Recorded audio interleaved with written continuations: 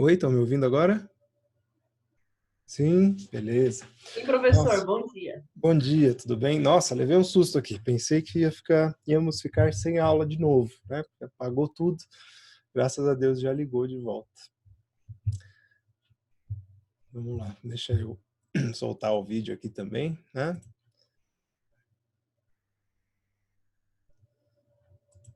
Esse frio que está.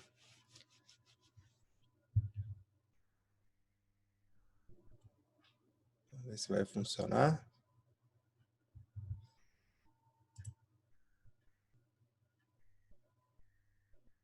Estão vendo a tela do trabalho, pessoal? Sim, professor. Beleza? Foi a minha câmera? Foi. Estou aqui. Beleza. Agora sim. Vamos lá. Bom dia para todos, então. Nossa penúltima aula, né? Ainda vou ter que gravar, né? As aulas que ficaram. Na verdade, não ficou muita matéria pendente, mas acho que o que é mais importante a gente vai conseguir abordar. E aqui, pessoal, trabalho, então, né? Fiquei de passar para vocês. Ah, sem problema, Bruno. Fiquei de passar para vocês. Passando, falei que eu ia dar um prazo, né, para posterior à data da nossa prova. Então, vamos lá. Trabalho, segundo bimestre, pessoal, valor 3, né? Então, sigo aí a orientação da faculdade, fazer um trabalho valendo 3 pontos, a avaliação valendo 7. Em grupos de até 4 alunos, né? Não sei como vocês estão acostumados a fazer, mas acho que é um tamanho bom. Vocês estão conseguindo fazer grupos aí durante a quarentena, sem problema. A turma acho que se comunica bem, né? Pelas redes sociais. Aqui, não esquecer de preencher nome ou nomes, né, dos alunos, tanto no trabalho quanto no corpo do e-mail, tá, para ajudar o professor, facilitar a vida dele a hora que ele vai lá, né, verificar quem enviou para corrigir e lançar nota. Tá? O e-mail de entrega é esse aqui. Então, para quem está aí no Zoom agora, eu vou colar aqui no chat, se vocês quiserem copiar e colar para facilitar. Tá? E qual que é o objetivo do trabalho, pessoal? Pesquisar e explicar sobre comunicação dos atos processuais, né? Nós estamos falando aqui durante as aulas sobre os atos processuais, né? Quais são eles, a grande maioria deles, como funcionam, e um dos temas, né, vai ser esse, né? Então, como é que eu comunico esses atos processuais? Como é que eu comunico a parte de que existe um processo contra ela? Como é que eu comunico a parte de que saiu a sentença, né? O juiz sentenciou seu processo. Né? Como é que você fica sabendo disso? Quais são os efeitos jurídicos da citação, por exemplo, né? Que é o ato de chamamento ao processo do réu para que se defenda? Cartas de ordem, né? Carta precatória, carta rogatória. Então, quando esse processo tramita em outra comarca, né? Numa cidade diferente, numa comarca diferente, quando ele tramita em outro país, ou quando eu tenho que avisar pessoas em outros países, né, que existe uma ação, né, essa carta rogatória, como é que ela funciona? Isso, bem básico, tá, pessoal? Atentem ali para usar a bibliografia básica complementar. Vocês já tiveram metodologia da pesquisa? Já tiveram? Então, né, o máximo possível trabalho dentro das normas da BNT, já se preparando aí para o TCC de vocês, que vai ter que seguir essas normas de qualquer maneira. Então, né, aproveitem para não deixar para a última hora, para ir descobrir como é que funciona lá. Inclusive, eu acho que no site da FATEC tem um bom modelo de trabalho, não sei se vocês já viram, mas tem vários modelos lá no site que vocês podem pegar e utilizar, que já facilita bastante. Beleza? Para quem está aí, pessoal, alguma dúvida? Bom dia, Andrei, seja bem-vindo.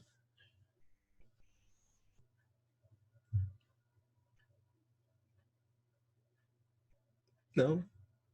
Lembrando da nossa cláusula contratual lá, né, do começo das aulas, que dizia, pessoal, no silêncio integral, eu considero que não existe dúvida. Ali, a Ellen levantou uma questão. Pode falar.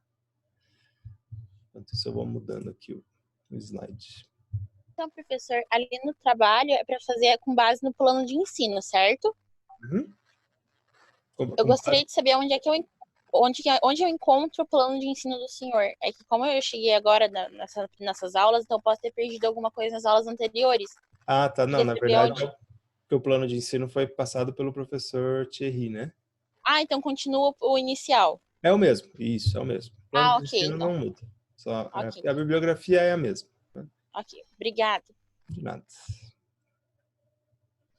Muito bem. Até o trabalho é o mesmo, né? Que estava lá já no plano de ensino, já tinha esse trabalho de segundo bimestre, eu só aderi mesmo à proposta do professor, porque cai no planejamento dele, então, para não ter que montar um novo planejamento, que nem faria sentido, né? Então, já estou passando a mesma atividade. Só o prazo, então, atentem, pessoal, dia 8/6, vocês vão ter a semana de provas a semana que vem, do dia 1º ao dia 6 de junho, né? Porque acho que o sábado também vai entrar aí para fins de entrega de prova. E a entrega do trabalho é para o dia 8 de junho. Vejam, eu tenho que lançar as notas de vocês, pessoal, até o dia 12, tá? Até a sexta-feira. E vocês vão ter até o dia 15 para solicitar a prova substitutiva de qualquer disciplina, caso precisem. Espero que ninguém precise, né? Espero que lá no dia 12 já está todo mundo de férias. A gente não precisa mais, né, se cruzar nessas disciplinas, só agora no próximo semestre, né? No quarto já vocês passaram em tudo e acabou. Então, atentem só para o prazo, tá? E daí eu consigo lançar a nota de vocês antes. Muito bem. Vamos voltar aqui para o slide da matéria. Com relação à matéria, pessoal, até agora, alguma dúvida? Nós falamos lá. Deixa eu baixar. Ah, sim. Claro, né? Também o link, né, para vocês baixarem os slides que eu fiquei devendo. E esse trabalho está aqui no Zoom. Depois eu colo ele ali no grupo também do WhatsApp, mas se alguém quiser já copiar e enviar um grupo dos alunos ali avisando, né? Eu usei um encurtador de link para facilitar aí o tamanho do link não ficar tão absurdo. É um link do Google Drive, lá por enquanto vai ter o trabalho de segundo bimestre e o slide de aula, tá? Esse slide que a gente está usando agora. Só isso, né? Que é o que eu tenho para disponibilizar para vocês por enquanto. Muito bem. Então, aulas passadas, né? Nós começamos falando dos atos processuais, falamos sobre segredo de justiça, falamos sobre essa questão da publicidade, do segredo de justiça, como é que fica, liberdade de imprensa, falamos da língua oficial do processo, como é que funciona, vocês viram que é bem caro ter que contratar um tradutor juramentado, se precisar fazer uma tradução. Aí, começamos a falar sobre as decisões, né? Sobre os movimentos realizados pelo juízo, né? Pelo juiz dentro do processo. Eu fui analisar, pessoal, né, que eu tenho falado para vocês, né, então que é uma boa parte aqui da matéria, é teoria geral do processo, nem tudo é pormenorizado aqui, né? Estamos vendo, é uma matéria introdutória. Vocês vão ter, eu fui olhar ali no plano do curso, né? Quais são as matérias que vocês vão ter, então, processo civil 1, processo civil 2, processo civil 3, vocês vão ter processo penal, etc., que vai abordar ainda, né, uma boa parte desses temas da maneira mais específica, né? Então, eu tenho entrado no tema mais um lado prático, né, e sanando bastante essas dúvidas mais práticas de vocês, também para dar uma saciada nessa sede, né, por sair dessas matérias que são extremamente teóricas do começo do curso de Direito e dar uma mergulhada um pouquinho na prática, para vocês terem o gostinho, né, e saírem um pouco desse mundo teórico, exagerado, né? Mas né, não é algo para se preocupar, né? É algo para gostar. O direito, né? Uma grande parte dele parte sempre da teoria, sem ela impossível fazer uma prática de qualidade, mas acho que talvez seja só um alento para vocês, né? Um descanso na mente. Muito bem. Então, voltamos aqui para a nossa parte de decisões do juízo. Então, falei um pouco sobre a sentença. Né? A sentença, então, ela é aquele ato que põe fim no processo. Tá? É uma definição rasa essa, quando fala de decisão que põe fim ao processo. Tá? Mas aqui, né, é uma decisão rasa, é um termo raso, né, uma definição rasa, mas ela se presta bem quando você para pensar no que é a sentença. Né? Então, ou o juiz ele vai decidir o mérito da causa, ou não vai decidir o mérito da causa. Nós lemos lá os artigos 485 e 487, falamos, né, sobre o mérito da causa, nas sentenças definitivas, quando o juiz ele julga o litígio, quando ele põe fim à causa julgando o mérito, chamamos de sentenças definitivas. Quando falamos em sentenças terminativas, o juiz ele põe fim ao processo sem analisar o mérito, ele nem chega a julgar o mérito, porque não dá tempo, porque houve um defeito processual, houve algum problema, um vício formal, né, um vício de formalidade, algum problema no processo que impediu o juiz de chegar a julgar o mérito, e esse processo, então, ele é extinto sem análise do mérito. Né? Eu perguntei para vocês, não lembro, vou perguntar novamente, me respondam. Vocês já viram, já falaram sobre coisa julgada? Beleza? Eu vi ali o Alisson concordando. Então, vejam, né? A sentença definitiva é aquela que faz coisa julgada. Né? Então, esse mérito, essa discussão, né, não pode mais ser realizada, não se discute mais esse pedido nem essa causa de pedir. Já com a sentença terminativa, não necessariamente. Né? Se você ainda tem, se o seu processo foi extinto por uma questão processual, com a sentença terminativa, você ainda tem a possibilidade de ingressar novamente com essa ação, tá? Dependendo aí do vício, né? Se não for um vício processual, perda de prazo, por exemplo, né? A prescrição, no caso, você ainda tem a possibilidade de ingressar novamente com a ação. Então, a sentença terminativa, ela ainda te dá, te proporciona essa possibilidade. Beleza. Estou retomando, né, pessoal? Formada de, né? Então, o que a sentença tem que ter? Quais são os requisitos da sentença? Também está previsto ali no CPC, artigo 489, diz lá, né? Elementos essenciais da sentença. Relatório, tá? Então, o que tem que conter? Está ali escrito no inciso. O nome das partes, identificação do caso, né? Uma suma do pedido e da contestação. O juiz faz um resuminho do que aconteceu no processo. Registro das principais ocorrências, havidas do andamento do processo. Então, se até chegar à sentença houve algum recurso, quais foram os incidentes que foram surgindo, né? O juiz relata tudo isso. Depois, num segundo momento, ele vai relatar os fundamentos que levaram ele a decidir as questões, os pedidos e a causa de pedir, tanto do autor quanto do réu. Então, ele analisa essas questões. E, por fim, né, quando você está com pressa para saber qual foi a decisão, né, você abre lá seu processo, você vai e enrola as páginas da sentença até chegar lá no fim no dispositivo para ver o que aconteceu, né? Que lá no dispositivo que o juiz fala assim, condeno a parte a compensação dos danos morais causados, etc. Então é ali que o juiz ele dá efetivamente a decisão, né? Nos fatos e fundamentos é onde ele vai te dizer quais foram, né, os fatos e fundamentos que levaram ele ao dispositivo, que levaram ele à decisão. Né? Quando você vai depois, por exemplo, atacar essa sentença por meio de um recurso, você vai lá na parte dos fundamentos para rebater o direito alegado pelo juiz, que foi base, né? Foi utilizado como base para chegar nesta decisão. Muito bem. Cuidados, né? Como eu tinha colocado, nem sempre essa sentença ela vem dividida bonitinho em tópicos, né? E coloca lá, né, relatório, fundamentos, dispositivo. Não, às vezes vem um parágrafo só inteiro, assim, né?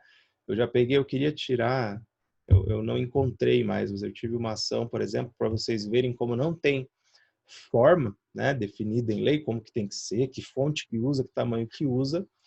Não sei se vocês conhecem aquela fonte Comic Sans, né, que é uma fonte meio cartunesca, assim. Eu já tive sentença do juízo que usou essa fonte meio grande, assim. Ficava até engraçada a sentença em Comic Sans, né? Eu ia até trazer como exemplo, mas não encontrei no meio dos autos arquivados que eu tenho aqui aonde que estava essa decisão. A gente dá até risada, mas não é inválido, né? Então, inclusive a sua petição, né?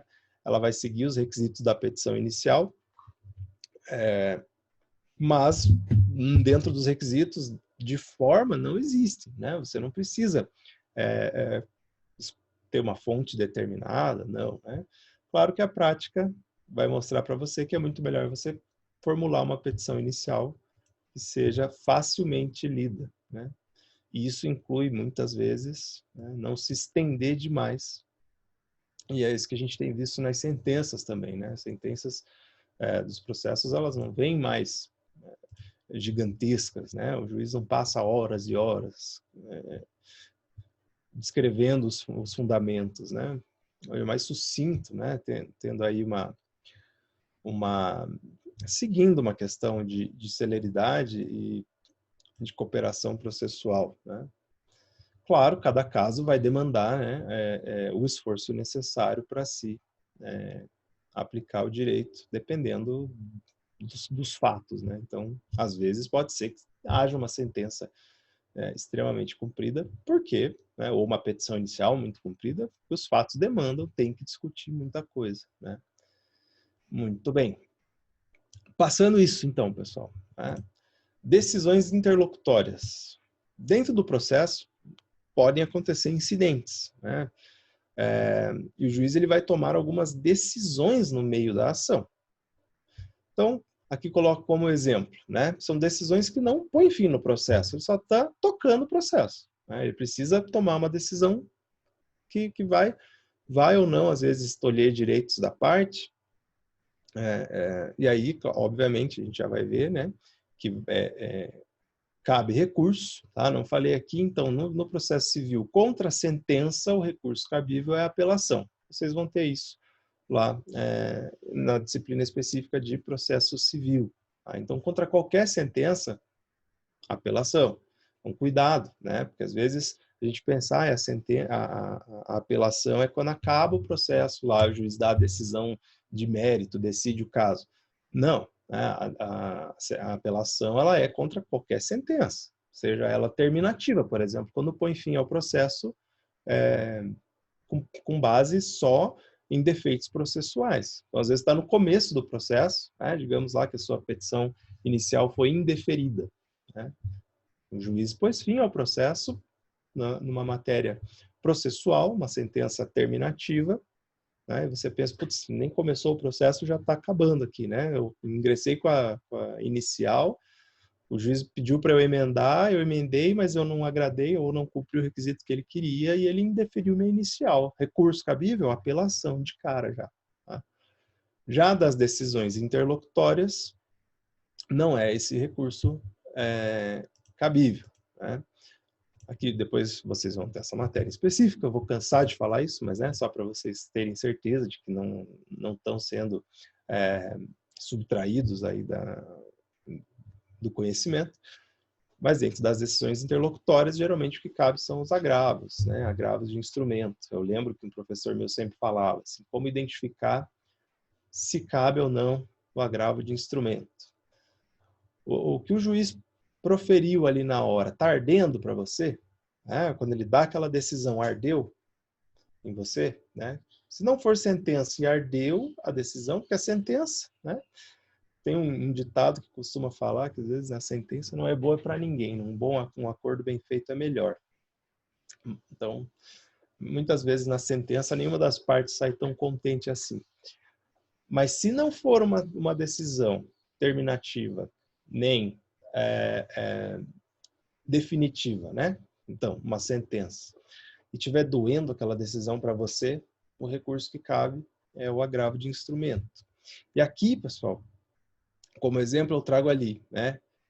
Indeferiu a gratuidade da justiça. Né? Esse processo não vai parar. Né? Você pediu gratuidade da justiça, falou assim, olha, excelência, a parte não tem condições de arcar com as custas do processo.